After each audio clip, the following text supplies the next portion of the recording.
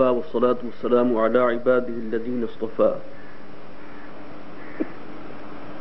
خصوصا على أفضلهم وخاتم النبيين محمد الأمين وعلى آله وصحبه أجمعين. أما بعد فأعوذ بالله من الشيطان الرجيم. بسم الله الرحمن الرحيم.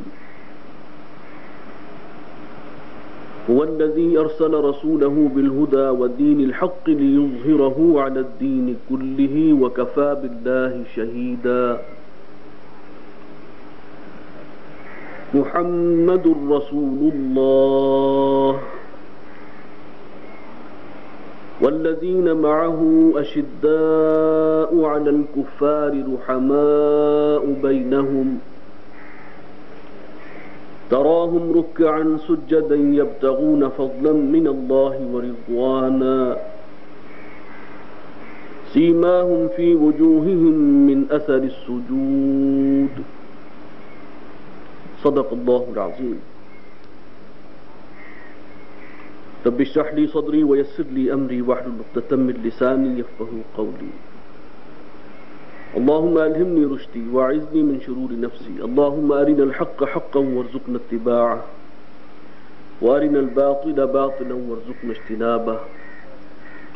ربنا لا تزغ قلوبنا بعد إذ هديتنا وهب لنا من لدنك رحمة إنك أنت الوهاب. آمین یا رب العالمین. الحمدللہ کہ ہمارا یہ اجتماع جو اگرچہ 3 تاریخوں پر مشتمل تھا لیکن عملاً 2 دن جو ہے وہ مکمل ہوئے. پرسوں نماز عصر سے ابتدا ہوئی اور آج نماز ظہر پر اس کا انشاءاللہ اختتام ہوگا. اللہ کا صد شکر ہے کہ یہ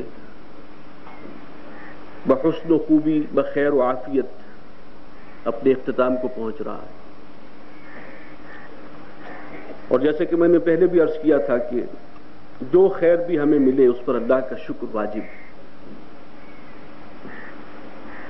ہم نے ارادہ کیا لیکن اس میں بھی اللہ کی توفیق شامل تھی. ہم منتظمین ہیں، ہم نے ارادہ کیا کہ اجتماع ہونا چاہیے، تاریخوں کا تعین کیا، آپ حضرات نے ارادہ کیا کہ اس میں شرکت کریں،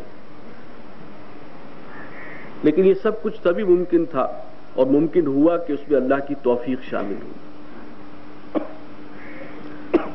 اسی طریقے سے اس ارادے نے مجسم شکل اختیار کی ہے تو اللہ کی تائید و توفیق سے، اور یہ بخیر و خوبی اگر اپنے اختتام کو پہنچ رہا ہے تو یہ بھی اسی کی تائید و نصرت اور توفیق کی بدولت ہے. لہذا وہی ترانہ حمد جو مناسب ترین ہے، موزوں ترین ہے، جامع ترین ہے، بابرکت ترین ہے، کہ الحمدللہ الذی ہدانا لہذا وما کنا لنہتدی لولا ان ہدانا اللہ.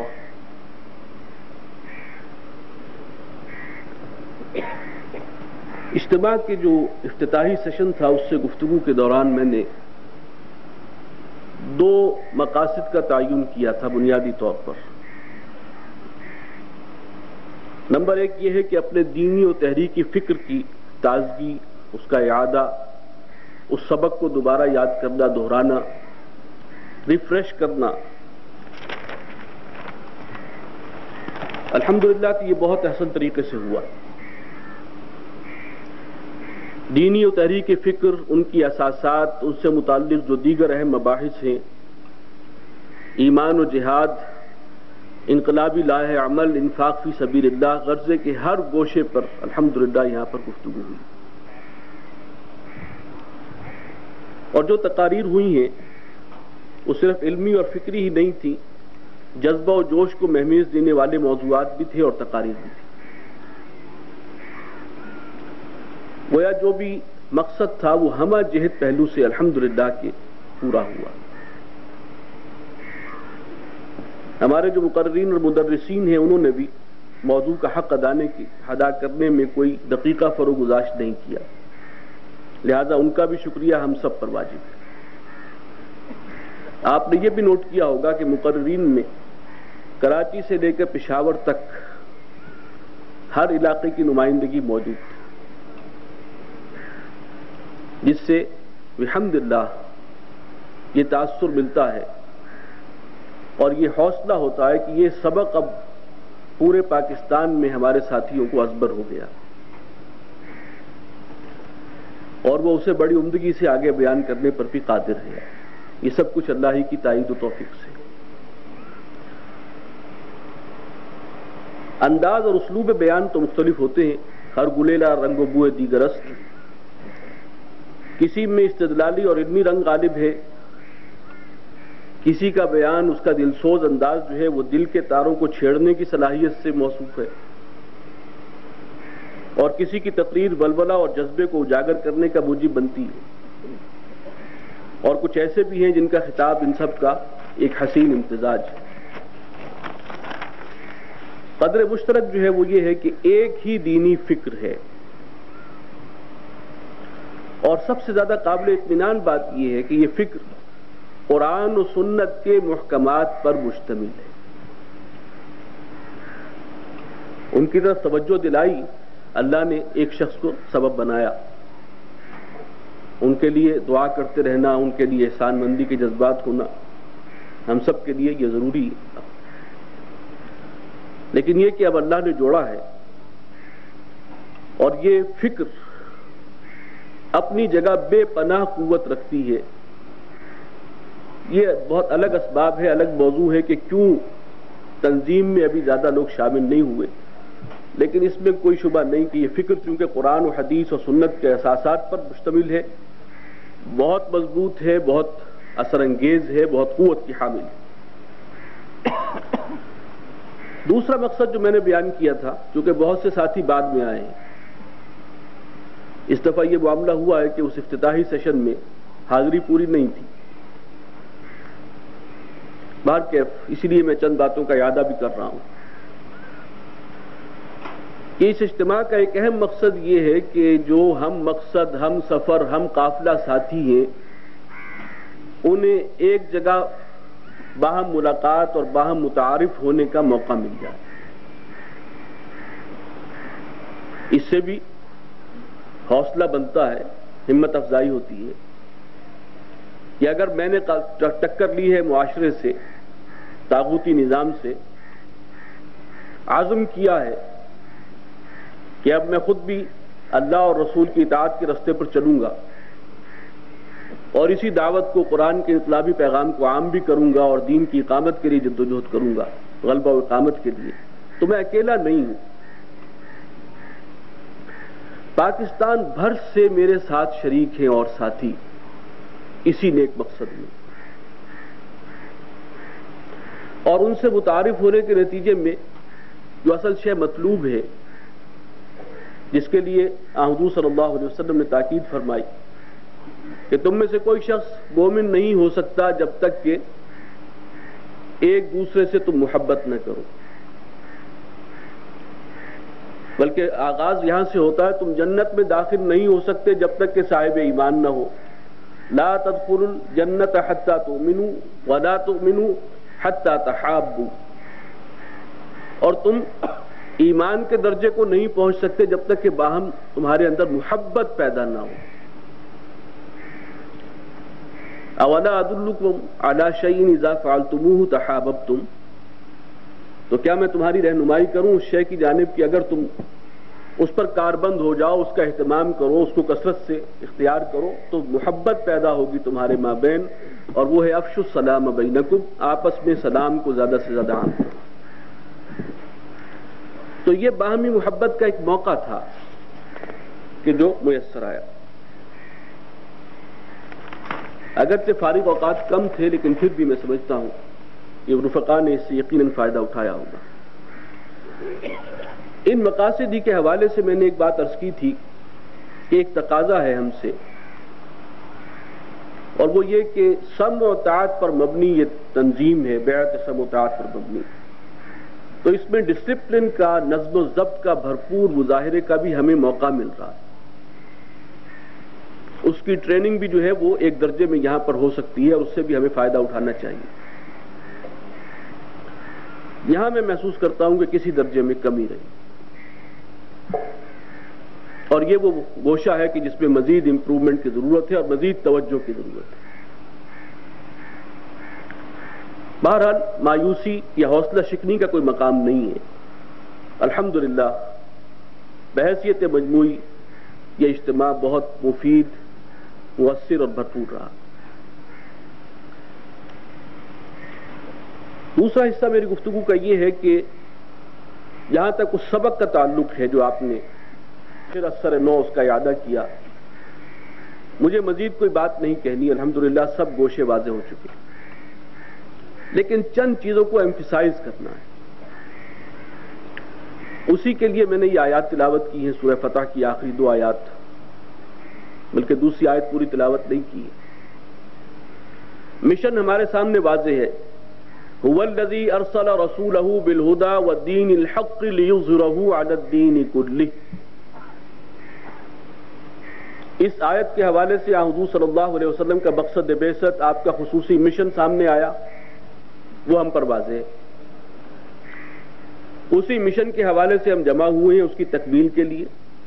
یہ وقت فرصت ہے، کہاں کام ابھی باقی ہے، نور توحید کا اتمام ابھی باقی ہے، اور قرآن نے بھی پکار لگائی ہے، یا ایھا الذین آمنوا کونوا انصار اللہ کما قال عیسی ابن مریم للحواریین من انصاری الی اللہ۔ اور اتباع رسول کا لازمی تقاضا بھی یہ ہے، فالذین آمنوا بہ وعزروہ ونصروہ واتبعوا النور الذی انزل معہ۔ میں اشارہ کر رہا ہوں، میں سمجھتا ہوں کہ یہ کافی ہے۔ لیکن اگلی آیت جو ہے کہ محمد الرسول اللہ والذین معہ صلی اللہ علیہ وسلم ورضوان اللہ علیہم اجمعین، یہ جو جماعت وجود میں آئی یہاں حضور صلی اللہ علیہ وسلم اور آپ کے گرد وہ صحابہ کرام جو اس مشن کو لے کر آگے چلے، اس جماعت کے جو امتیازی اوصاف ہیں وہ کون سے؟ یہ مشن انقلابی مشن ہے، انقلابی مشن جو بھی ہوگا اس کے کچھ تو بنیادی اوصاف ہوں گے ہی، مشترک ہوں گے۔ یہ ڈسپلن مشترک ایک شے ہے،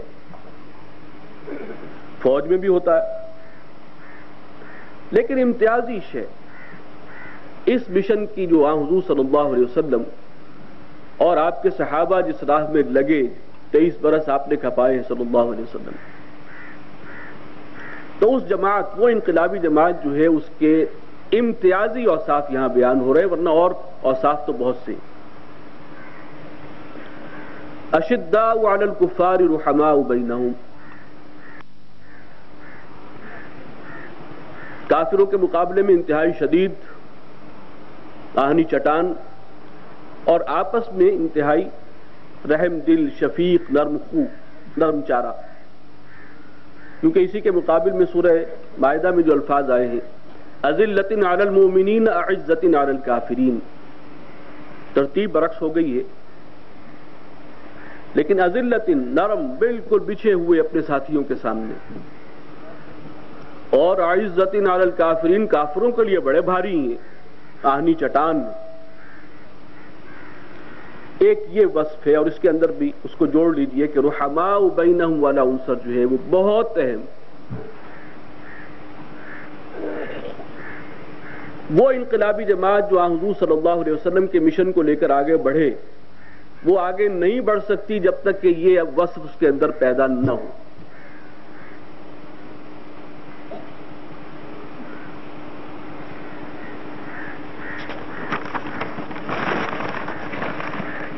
اس سے آگے فرمایا، سیماہم فی وجوہہم من اثر السجود تراہم رکعا سجدا یبتغون فضلا من اللہ ورضوانا۔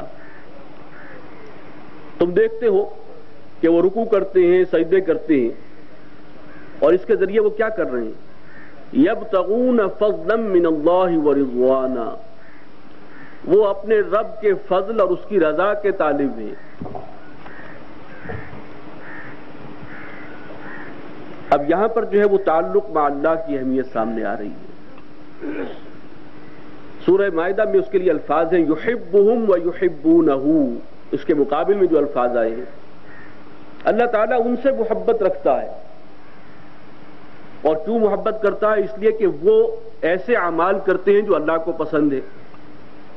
جب وہ اللہ کی رضا کے طالب ہیں تو ہر معاملے میں وہ دیکھتے ہیں کہ اللہ خوش کیسے ہوگا، میں کون سا عمل کروں جس سے اللہ راضی ہو جائے، لہذا وہ اللہ کے محبوب ٹھہرے۔ اور پھر اللہ ان سے محبت کرتا ہے، وہ اللہ سے شدید محبت رکھتے ہیں، یہ تعلق مع اللہ، اسی کا اظہار۔ اس ساری بات کو اگر سامنے رکھیں تو کچھ یوں نقشہ سامنے آتا ہے کہ ایک طرف تو مشن واضح ہے اور اس کے حوالے سے ہماری ایک نسبت جڑ جاتی ہے محمد رسول اللہ صلی اللہ علیہ وسلم کے ساتھ۔ جو کام ہم لے کر چلیں وہ ہوگا بھی، چونکہ وہ نبوی مشن ہے تو منہج انقلاب نبوی ہی کے طریق پر ہوگا، اسی کے مطابق ہوگا، طریقہ وہی ہے۔ اور اس نسبت سے ہم جڑ گئے حضور صلی اللہ علیہ وسلم کے ساتھ، ایک رشتہ ہمارا مضبوط ہو گیا۔ ایک رشتہ ہے تعلق مع اللہ کا، یہ کام بڑھ ہی نہیں سکتا جب تک کہ وہ بھی کھوٹا مضبوط نہ ہو، افراد آگے نہیں بڑھ سکتے، عزم کر لیں گے لیکن اس کے بعد شاید پہلے ہی مرحلے پر رہ جائیں، ہمت ہار دیں۔ اس کے لیے جو زاد راہ اصل چاہیے، جو قوت ملے گی وہ یہاں سے ملے گی، اور یہ خاص امتیاز ہے، دوسرے انقلابوں میں یہ شے نہیں ہے۔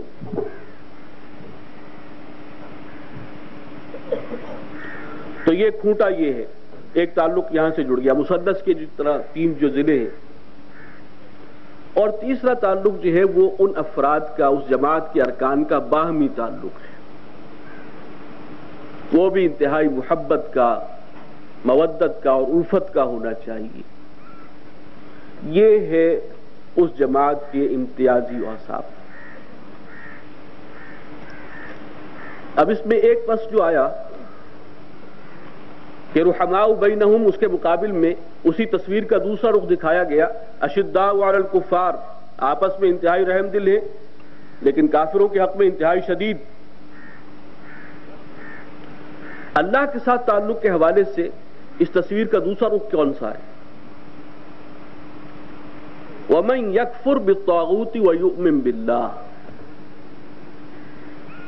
طاغوت کا انکار، اعلان برات ہر سطح پر۔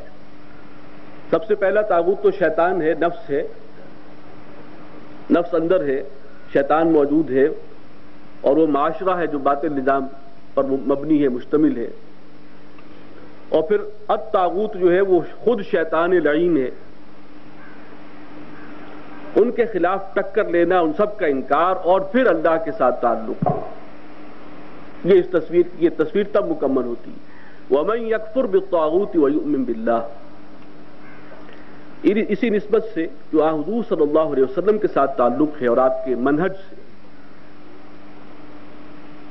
تو میرا ذہن یہ کہتا ہے کہ اس میں تصویر کا رخ یوں پورا ہوگا، تصویر مکمل ہوگی کہ اور ہر قسم کا جو طریقہ ہے اور منہج ہے اس سے ذہنی طور پر انسان اعلان برات کرے،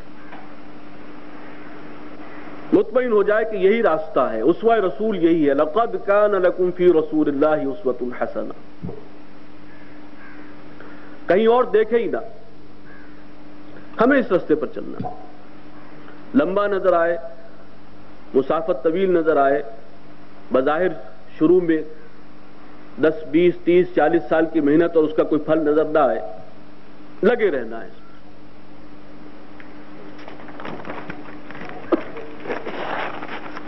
باہر کے حاصل کلام یہ ہے کہ یہ جماعت جو ہے تشکیل پائی ہے نبوی مشن کی تکمیل کے لیے، الحمدللہ، تنظیم اسلامی، اور اس کے منہج کا تعین بھی جو ہوگا وہ اسوہ رسول کی روشنی میں ہوگا۔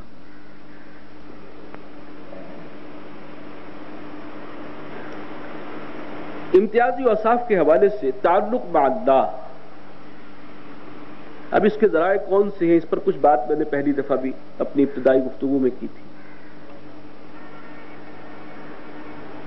ذکر و اذکار، ذکر قرآن مجید اور قرآن مجید کی تلاوت الذین آتیناہم الکتاب یتلونہ حق تلاوتہ، یہ تلاوت کے اندر پڑھنا بھی ہے اور اس کو سمجھنا اور اس پر عمل کی نیت، یہ سب شامل ہے، لفظ تلاوت کے اندر موجود ہے۔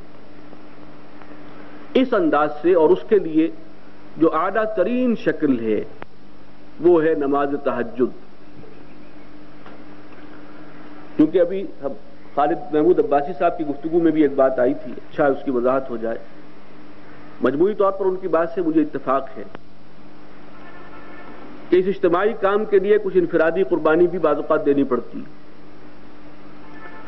جماعتی تقاضوں کو پورا کرنے کے لیے نوافل کی قربانی بعض اوقات دینی پڑتی،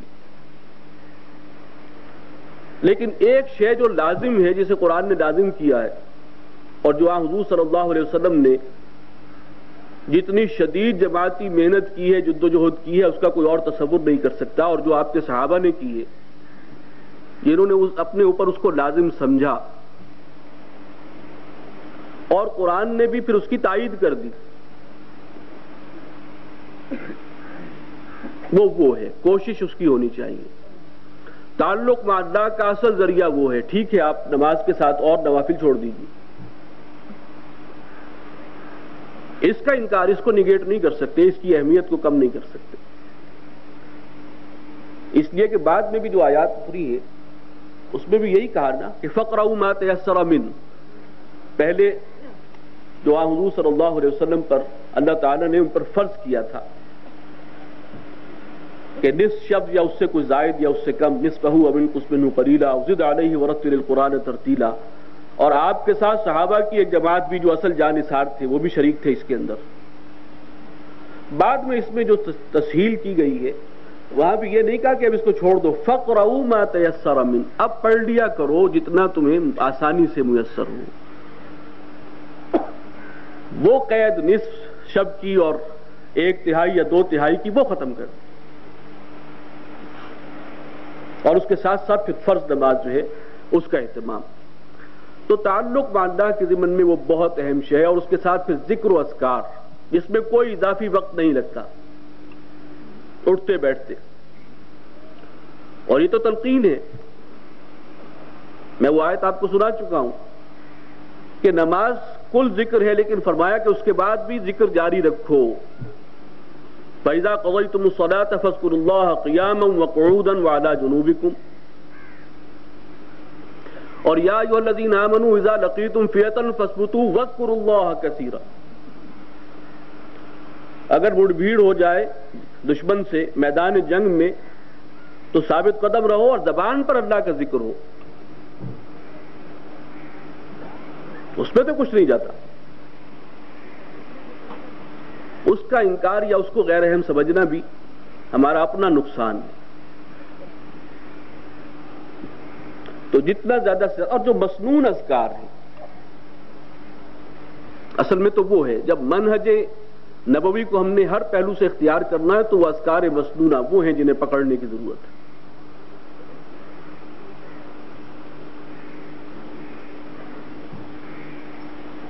جماعتی حوالے سے جو سورہ مائدہ میں ایک اور بات آئی ہے کہ یہ جو ان اوصاف پر مشتمل جماعت ہے، اب وہ کیا کر رہی ہے؟ یجاہدون فی سبیل اللہ، وہ جہاد کر رہے ہیں اللہ کے راستے میں۔ اب یہاں پر ایک نقطہ ہے جو میں چاہتا ہوں کہ واضح رہے، یہ نہیں ہے کہ جماعت میں شامل ہو گیا، نام لکھوا لیا، کبھی کبھی آ گئے، وہ تو پہم جد و جہد کر رہے ہیں، مجاہدہ کر رہے ہیں، اسٹرگل میں لگے ہوئے، اس کے بغیر جماعت کا کوئی تصور نہیں۔ اس ساری بات کو سامنے رکھیں تو جو تربیت نبوی کا شاہکار تھے صحابہ کرام، ان کا جو کردار دو الفاظ میں سامنے آیا، دشمنوں میں آبزرو کیا اور پھر گواہی دی، یہ عجیب لوگ ہیں۔ ہم رہبان باللیل و فرسان بالنہار، ایسی جماعت چشم فلک نے اس سے پہلے نہیں دیکھی، یا کم سے کم انہیں اس کا کوئی تجربہ نہیں تھا۔ رات کے راہب ہیں، راہبوں کا کام کیا ہوتا ہے؟ اللہ سے لو لگانا، ذکر اذکار، ایک طرف یہ ان کی تصویر کا رخ ہے، وہ فرسان بالنہار، اور مجاہد ہیں، اور جہاد کے بھی جب اس مرحلے تک پہنچے ہیں قتال کے تو گھڑ سوار ہیں، شہ سوار ہیں۔ یہ نقشہ جو ہے یہ توازن کے ساتھ آگے بڑھنا چاہیے۔ اصل میں یہ مزاج ہے جو تنظیم کا آگے بڑھے گا اس توازن سے، تو پھر ہم منہج نبوی پر ہوں گے انشاءاللہ۔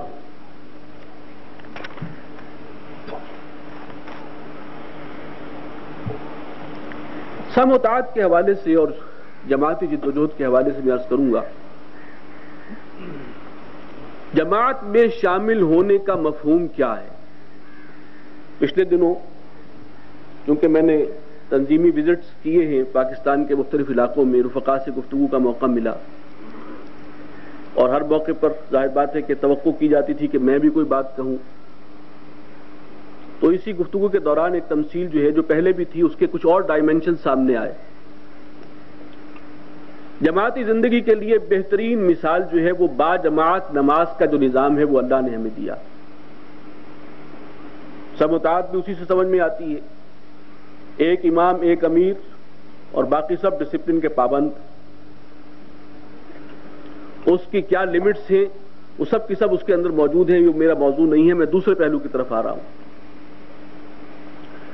جب ایک شخص جماعت میں شامل ہوتا ہے تو اگر وہ ڈسپلن کی پوری پابندی نہیں کر رہا، سم و طاعت جماعت نے جو بھی پروگرام دیا ہے اس پر نہیں چل رہا،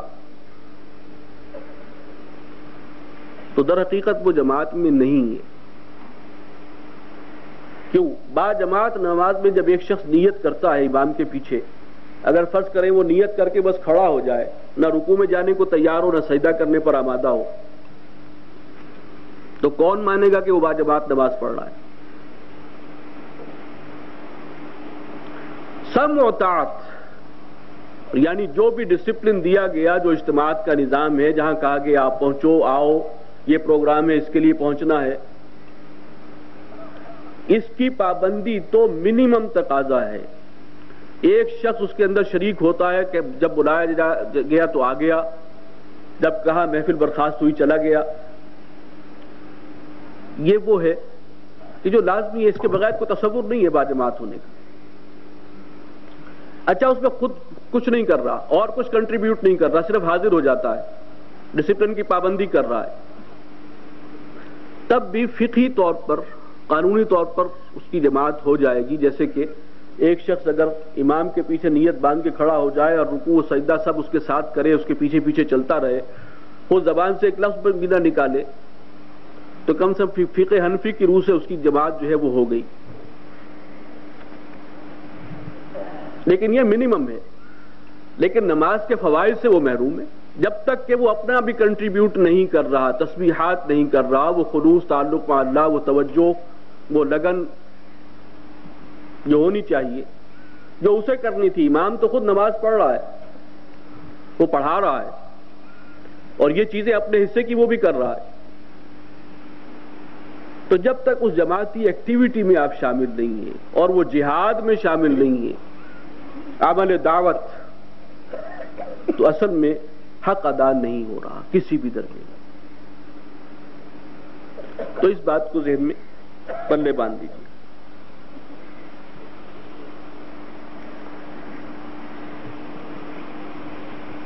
ایک چیز جو آج مجھے متعارف کروانی ہے آپ کو اس سلسلے میں کہ کیسے ہم اللہ کے ساتھ تعلق کو برقرار رکھیں اور آگے بڑھاتے جائیں، کیسے سم و طاعت کی پابندی پر اپنا محاسبہ کرتے رہیں، اس میں ایک شے تو وہ ہے جو احتسابی یادداشت ہر رفیق تنظیم کو جیسے ہی وہ تنظیم میں شامل ہوتا ہے اسے پکڑا دی جاتی ہے۔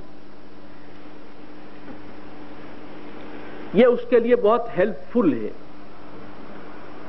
تنظیم میں آنے کا فیصلہ اس نے کس لیے کیا کہ وہ فرائض جو اللہ نے مجھ پر عائد کیے ہیں اور جن کے بارے میں اللہ نے مجھ سے پوچھنا ہے، ان کی ادائیگی کے لیے میں ایک پلیٹ فارم میں شامل ہو رہا ہوں تاکہ مجھے کچھ سہولت حاصل ہو۔ نماز تنظیم نے فرض نہیں کی یا بانی تنظیم نے فرض نہیں کی۔ تلاوت قرآن کی اہمیت جو ہے وہ تو قرآن بتا رہا ہے، الذین آتیناہم الکتاب یتلونہ حق تلاوتہ۔ ذکر اذکار کی اہمیت وہ قرآن اور سنت کے محکمات سے واضح ہے۔ یہ ساری چیزیں جو ہیں جو آپ کو احتسابی یادداشت کے ذریعے یاد کرواتی ہے، وہ احتسابی یادداشت کی یہ کچھ آپ نے کرنا ہے، جس کا عہد آپ نے اللہ سے کیا ہے، جس کے لیے آپ تنظیم میں شامل ہوئے ہیں، تو یہ احتسابی یادداشت آپ کے لیے ممید و معاون ہے اس کام میں آگے بڑھنے کے لیے، یہ تحفہ ہے آپ کے لیے۔ عزم آپ نے کیا ہے، یہ تنظیم آپ کو ایک امداد فراہم کر رہی ہے کہ اگر آپ نے جو عزم کیا ہے اس پر چلنا ہے تو اس سے آپ کو مدد ملے گی۔ روز شام کو جائزہ لے لیجئے کہ کہاں کھڑے، اور اس کی بڑی اہمیت ہے۔ اسی حوالے سے اس بروشر کے اندر آپ نے دیکھا ہوگا ایک خود احتسابی کا ایک چارٹ بھی دیا گیا۔ تنظیم میں آنے کے بعد سے جو ہماری ذمہ داریاں بنتی ہیں اس کے حساب سے بھی ہم جائزہ لیں کہ ہم کہاں ہیں، اور یہ عمل بہت ضروری ہے۔ سورہ ملک میں ہے افمن یمشی مکبا علی وجہہ اہدی امن یمشی سویا علی صراط مستقیم۔ وہ شخص ایک تو وہ ہے جو جبلی خواہشات کے تحت زندگی گزار دیتے ہیں، ایک وہ ہے کہ جو کھڑے ہو کر اور سیدھے چل رہے ہیں، ہدف ان کے سامنے ہے، صراط مستقیم پر گامزن ہے، اس ہدف تک پہنچانے والا جو اسٹریٹ پاتھ ہے اس پر وہ گامزن ہے۔ ایک مرتبہ ہدف کا سمجھ میں آ جانا کافی نہیں ہوتا، بار بار مراقبہ کرتے رہنا چاہیے کہ میں نے کس کو اپنا ہدف سمجھا تھا، کس کو نصب العین بنایا، کس رستے پر میں چل رہا ہوں، میری زندگی کا مقصد کیا ہے، جس کام میں شریک ہوا ہوں اس میں کہاں کھڑا ہوں۔ اس کے لیے جو ٹرمینالوجی ہے ہمارے دینی طبقات کی وہ مراقبہ ہے۔ یہ اصل میں جیسے ویل الائنمنٹ ہوتا ہے گاڑیوں کا، کچھ عرصے چلنے کے بعد جو ہے وہ توازن بگڑتا ہے، پھر اس کو دوبارہ آپ کو یہ عمل کروانا پڑتا ہے۔ اسی طریقے سے اپنا جائزہ لیتے رہنا، اور شاید صحابہ کرام نے جو معمول بنایا تھا وہ بھی اسی کا ایک حصہ تھا کہ کان الرجلان من اصحاب النبی صلی اللہ علیہ وسلم اذا التقیا لم يتفرقا حتى يقرأ احدهما على الاخر سورۃ العصر۔ کیا سورۃ العصر یاد نہیں تھی انہیں؟ کس چیز کی یاد دہانی ہو رہی ہے؟ اس میں ساری بات آ گئی ہے سورۃ العصر میں کہ میں اس دنیا میں بھیجا کیوں گیا ہوں، میری منزل کیا ہے، قرآن نے میرا ہدف کیا معین کیا ہے، اس خسارے سے بچنا ہے، اس کے لیے یہ امتحان گاہ ہے اور یہ راستہ ہے اس کا۔ تو احتسابی یادداشت اور پھر یہ عمل احتساب کے لیے جو آپ کو چارٹ دیا گیا ہے، تو میری آپ سے درخواست ہے، گزارش ہے کہ اس سے فائدہ اٹھائیے۔ آپ تنظیم میں اس لیے آئے ہیں کہ خود اللہ کو راضی کر کے اخروی نجات اور فلاح حاصل کریں، یہ اس کے ذرائع ہیں۔ تنظیم اس طریقے سے آپ کو مدد دے۔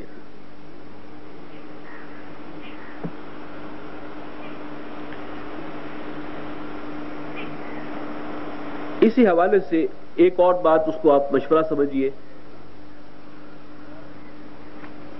یہ احساس اگر ہم اپنے اوپر طاری کر لیں تو ہمارا فلسفہ حیات ہے کہ ہم اس دنیا میں ہر وقت امتحانی کیفیت میں ہیں،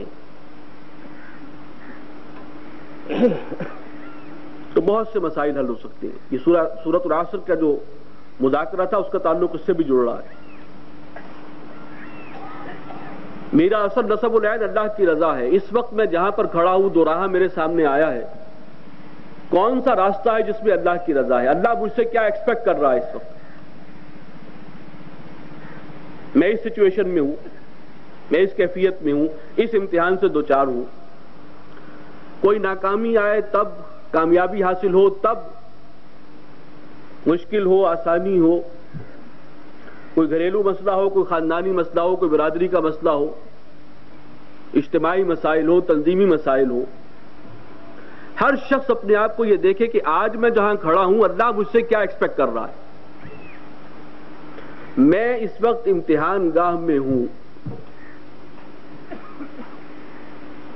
کن فی الدنیا کانک غریب و عابر سبیل۔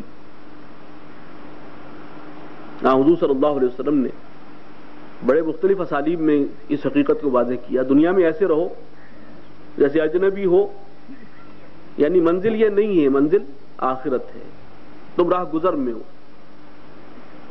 اور وہ راہ گزر جو ہے اس کے بارے میں یہ امتحانی ہے، یہ یہاں سے گزرنا امتحان کا ہے.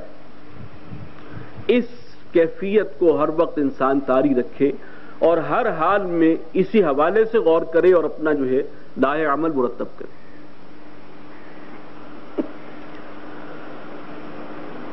دو غلط فہمیوں کا ازالہ میں چاہتا ہوں کہ ہو جائے.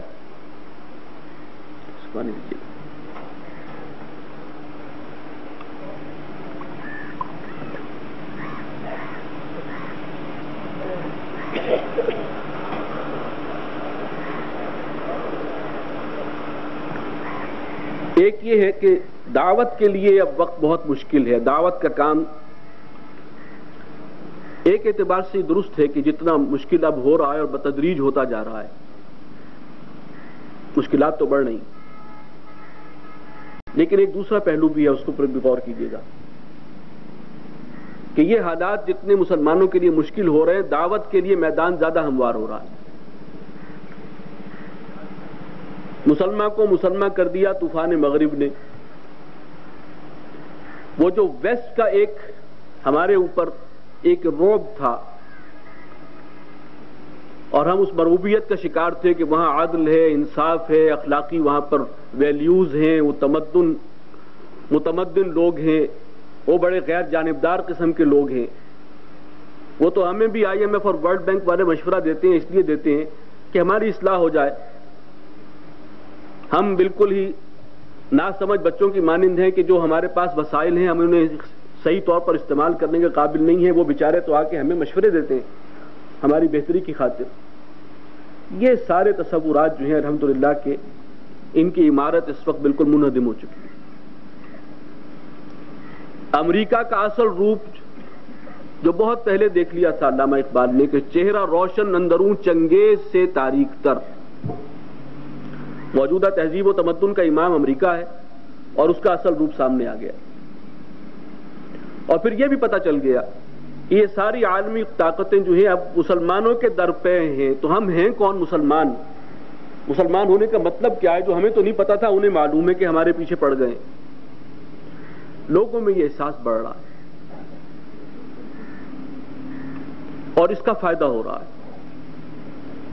اس اعتبار سے آپ کے لیے میدان زیادہ ہموار ہے. لوگ سوچنے پر آمادہ ہیں. اس سے بات کیجیے، حالات کیوں خراب ہیں؟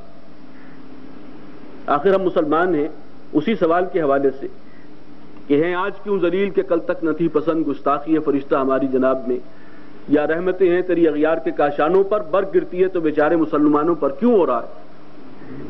ڈسکس کیجیے، پھر اپنا پیغام پہنچائیے. الحمدللہ ہمارے پاس وہ فکر ہے کہ ہر شے کا جواب بھرپور تسلی بخش موجود ہے. یہ حالات جو اس وقت ہمارے سامنے آئے ہیں، ہمارے لیے تو اس کے اندر کوئی حیرت کا پہلو نہیں ہے. یہ تو ہمیں بہت پہلے دکھا دیا گیا تھا، اور قرآن و سنت انہی کی تعلیمات اور ہدایات کی روشنی میں یہ منظر پہلے سے دیکھا جا چکا ہے. یہ ساری چیزیں جو ہیں اس اعتبار سے سازگار ہے ماحول، اور اللہ تعالیٰ نے خاص طور پر سازگاری پیدا فرما دی کہ بغیر ہماری کسی ایفرٹ کے ARY اور QTV کے ذریعے یہی دعوت قرآنی ایک بہت بڑے پیمانے پر پھیلی. چنانچہ اسی کا یہ مظہر ہے ان دونوں باتوں کا کہ پچھلے 1-1.5 سال میں تنظیم میں جو شمولیت ہے وہ غیر معمولی ہوئی. اس میں ہمارا کوئی کمال نہیں، قطعاً نہیں، لیکن یہ کہ یہ ہوا. اس سے پہلے 200-250 ایوریج تھی، اب 550 سے بھی اوپر تجاوز کر گئی. تو اس پہلو سے یہ سمجھنا کہ دعوت کا معاملہ جو ہے اس کے لیے رستے بند ہو گئے ہیں یا میدان ہموار نہیں ہے، یہ درست نہیں ہے. اگرچہ اب کلمہ حق کہنا بہت مشکل ہوتا جائے گا، یہ بات اپنی جگہ امر واقعہ ہے. دوسری وضاحت جو اس کے ساتھ بالکل لنکڈ ہے، اور مجھ سے بعض دوستوں نے سوال بھی کیا کہ اس طریقے سے گویا ہم ARY اور کیبل ٹی وی وغیرہ کو پروموٹ کر رہے ہیں، اس کے لیے جواز فراہم کر رہے ہیں۔ میں اس کو ایک اور انداز سے دیکھتا ہوں۔ شیطان نے اپنے لیے اپنے پروگراموں کو، اصل میں یہ ٹیکنالوجی جو بھی بڑی ہے، اتفاق سے ان کے ذریعے بڑی ہے کہ جو پہلے شیطان کے ایجنٹ ہیں، اس ٹیکنالوجی کو تو کسی رخ پر بھی استعمال کیا جا سکتا تھا، لہذا انہوں نے اسے شیطانی رخ پر استعمال کیا۔ لیکن جو تدبیر امر ہے، اللہ تعالیٰ کی تدبیر بھی انہی اسباب کے پردوں میں سے ہو کر آتی ہے۔ پوری دنیا کے لوگوں تک قرآن کے پیغام پہنچانے کا بھی اور اسلام کی صحیح تعلیمات تک پہنچنے کا بھی ذریعہ انہی چیزوں کو اللہ نے بنا دیا۔ اب دنیا میں کہیں بھی کوئی طالب حق ہو، وہ انٹرنیٹ وغیرہ کے ذریعے اس تک اور وہ چھان بین کرنا چاہے تو اصل اسلام کا چہرہ اس کے سامنے آ سکتا ہے، جو پہلے ممکن نہیں۔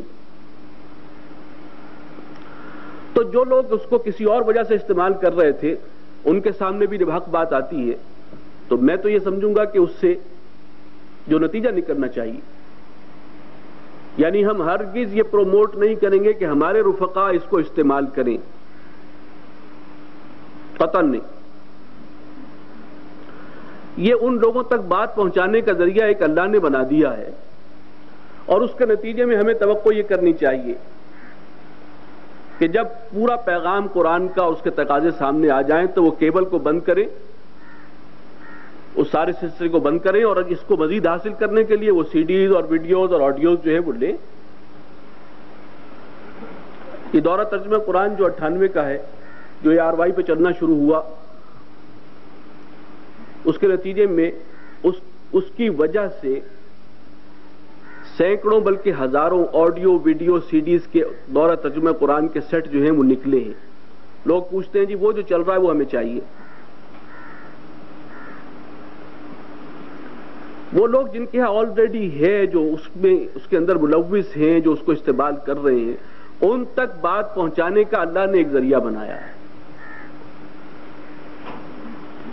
اس میں ہرگز ہم یہ نہیں اپنے رفقا سے کہیں گے کہ وہ اس سے فائدہ اٹھانے کے لیے آج سے کیبل لگوائیں، بلکہ اگر کسی نے اس غلط فہمی میں لگوائی ہے تو میرا مشورہ یہ ہے کہ ابھی سے اس کو کاٹ دیں جاتے، پہلا کام یہ کریں۔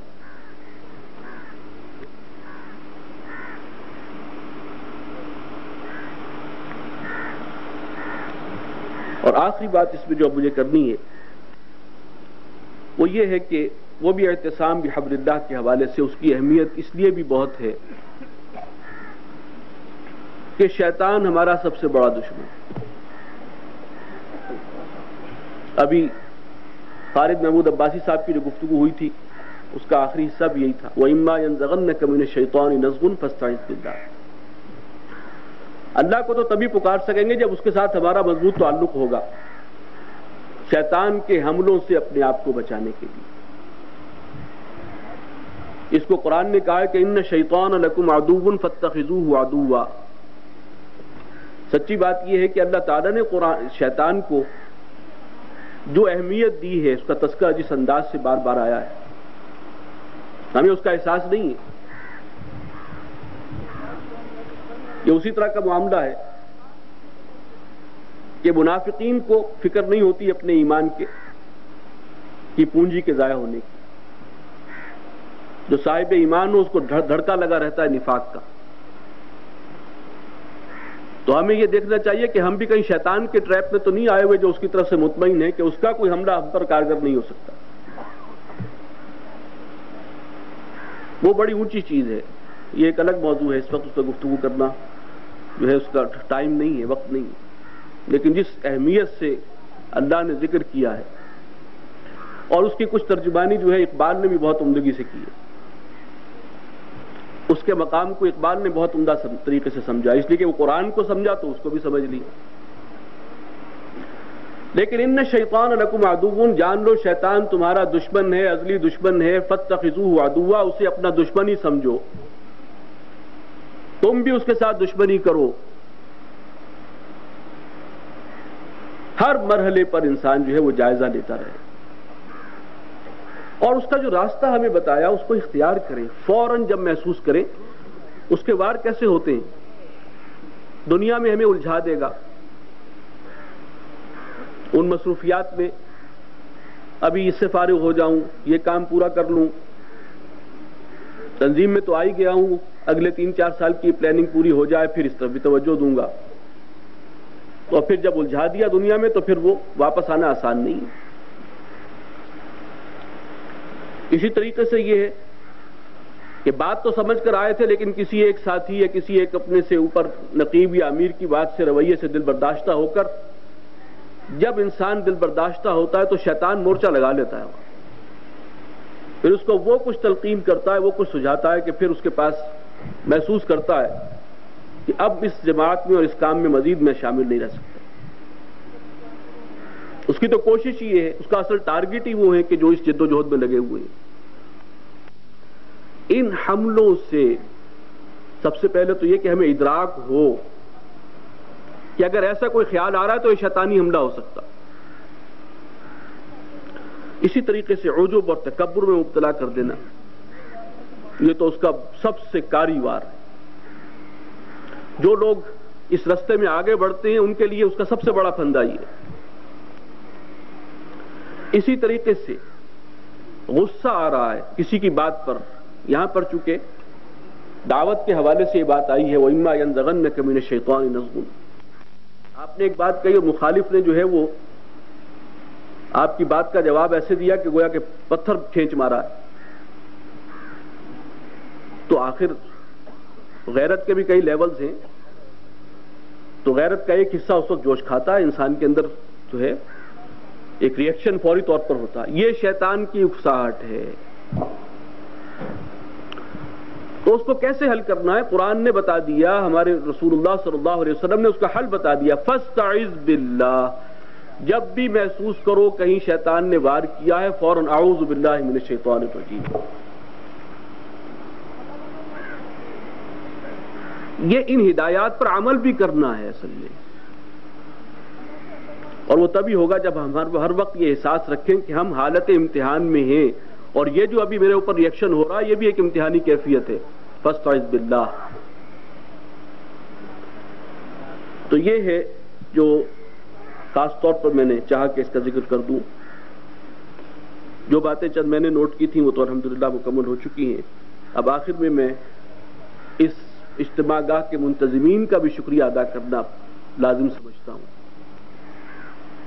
وہ ورکرز، وہ ساتھی جنہوں نے اتنی لگن سے کام کیا، محنت کی ہے، راتوں کو جاگے ہیں، اور بڑا ویل آرگنائز اجتماع تھا الحمدللہ۔ تو ان کے لیے ان کا شکر بھی ادا کرنا چاہیے اور ان کے لیے دعا بھی کرنی چاہیے۔ اور سب سے آخری بات یہ کہ سب سے زیادہ دعا کا مستحق میں ہوں، آپ کی دعاؤں کا، اس لیے کہ جو ذمہ داری آپ نے مجھے سونپی ہے وہ بڑی کٹھن ہے، بڑی بھاری ہے۔ تو جو ذمہ داری مجھ پر عائد ہوتی ہے آپ دعا کیجئے کہ اللہ تعالیٰ مجھے توفیق دیے رکھے کہ میں اس کو ادا کر سکوں۔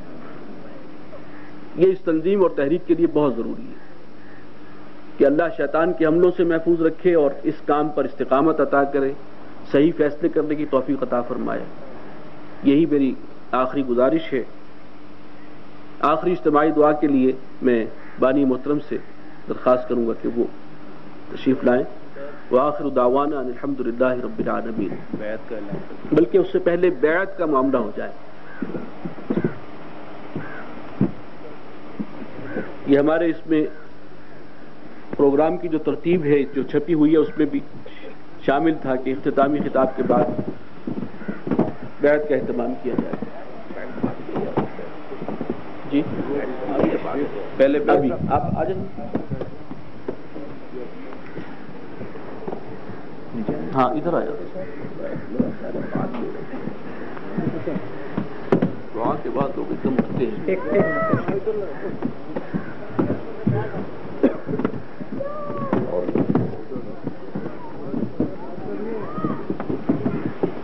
بیچ میں ذرا جگہ خالی کر دیجیے۔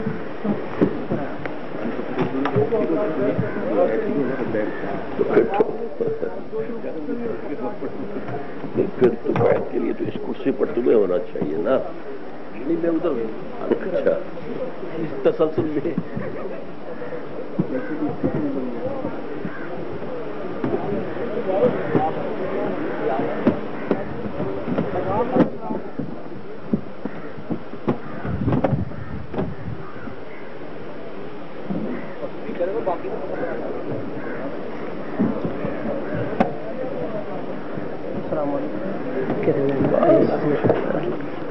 کپڑوں کے ساتھ کپڑے جوڑتے جائیں اور دونوں سائڈوں پہ دائیں ہاتھ سے اس کپڑے کو پکڑیں.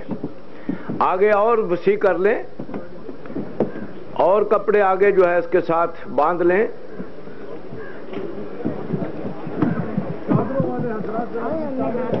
لیکن آپ دعا کیجیے کیا نام ہے اسی کیا نام ہے دین میں کارآمد. کیا نام ہے؟ محمد کاشف. محمد کاشف. کاشف. حافظ ہو گئے.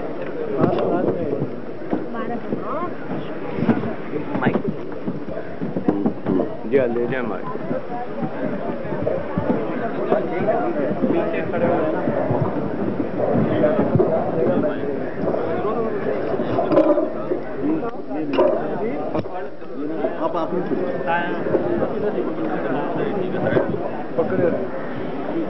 یہ سب ساتھی اگر شریک ہو گئے تو مجھے بتایا جائے تاکہ میں شروع کروں. یہ وہاں سے کوئی صاحب دیکھ کر جائزہ لیں. سب شریک ہو گئے جنہوں نے شریک ہونا تھا. یہ بیعت ان لوگوں کے لیے بھی ہے جو مبتدی فارم فل کر چکے تھے لیکن باقاعدہ بیعت جو ہے وہ نہیں ہوئی تھی ابھی بالمشافہ. سب تک پہنچ گیا ہے یا مزید ضرورت ہے چادر کی؟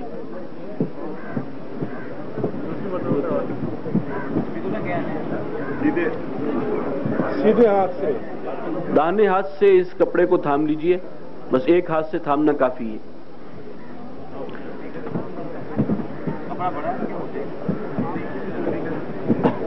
وہ جوڑ رہے ہیں آپ.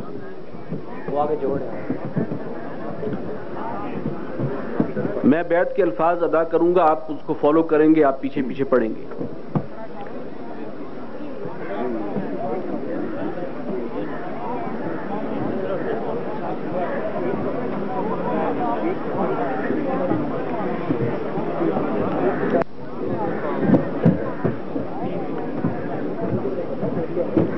بسم اللہ الرحمن الرحیم. اشہد ان لا الہ الا اللہ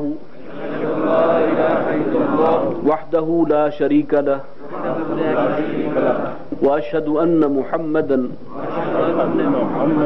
عبدہ ورسولہ صلی اللہ علیہ وسلم. استغفر اللہ ربی من کل ذنب واتوب الیہ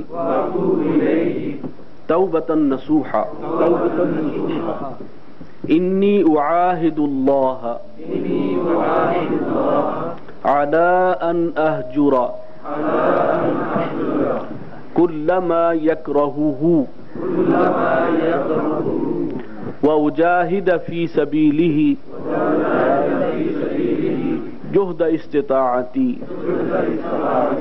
وانفق مالی وابذل نفسی لإقامة دینہ وإعلاء کلمتہ ولأجل ذلك أبايعك. آپ نے یہ عہد کیا ہے اور اصلاً عہد اللہ کے ساتھ ہے کہ میں ہر اس چیز کو چھوڑ دوں گا جو اللہ کو میرے رب کو ناپسند ہے. یہ بندگی کا تقاضا ہے. جب اللہ کو رب مان لیا تو اس کی بندگی کا یہی تقاضا ہے. اور اس کی راہ میں جد و جہد کروں گا, محنت اور کوشش کروں گا جتنی بھی میرے اندر سکت ہے اور استطاعت انشاءاللہ.